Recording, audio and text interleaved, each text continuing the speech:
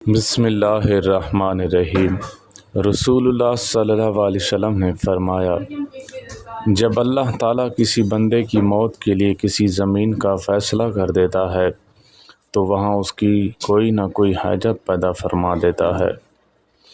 حضرت عبداللہ بن عمرو بن عاص رضی اللہ تعالیٰ عنہما سے روایت ہے کہ ایک دن ایک آدمی نے نبی کریم صلی اللہ علیہ وسلم سے پوچھا، کون سا اسلام بہتر ہے؟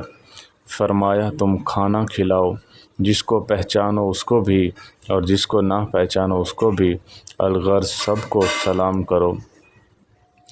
حضرت ابو موسیٰ اشعری رضی اللہ تعالیٰ عنہ سے روایت ہے، نبی کریم صلی اللہ علیہ وسلم نے فرمایا کہ اللہ تعالیٰ ظالم کو مہلت دیتا ہے لیکن جب پکڑ لیتا ہے تو پھر اسے نہیں چھوڑتا۔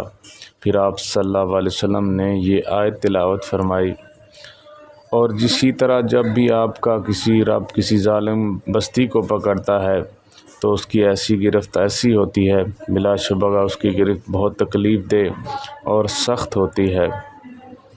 حضرت ابو ہریرہ رضی اللہ تعالیٰ عنہ کہتے ہیں، رسول اللہ صلی اللہ علیہ وسلم نے فرمایا، مومن بھولا بھالا اور شریف ہوتا ہے اور فاجر فسادی اور کمینہ ہوتا ہے۔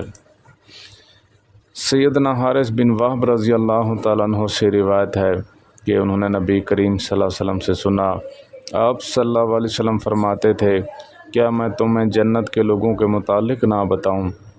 لوگوں نے کہا، بتلائیے۔ آپ صلی اللہ علیہ وسلم نے فرمایا، ہر کمزور لوگوں کے نزدیک ذلیل لیکن اگر اللہ سے بھروسے پر قسم کھا لے تو اللہ تعالیٰ اس کو سچا کر دے، اور فرمایا، کیا تمہیں دوزخ والوں کے بارے میں نہ بتاؤں؟ لوگوں نے عرض کی، کیوں نہیں، بتلائیے۔ آپ صلی اللہ علیہ وسلم نے فرمایا، ہر جھگڑالو، بڑے پیٹ والا اور مغرور، ہر مال جمع کرنے والا جہنمی ہے۔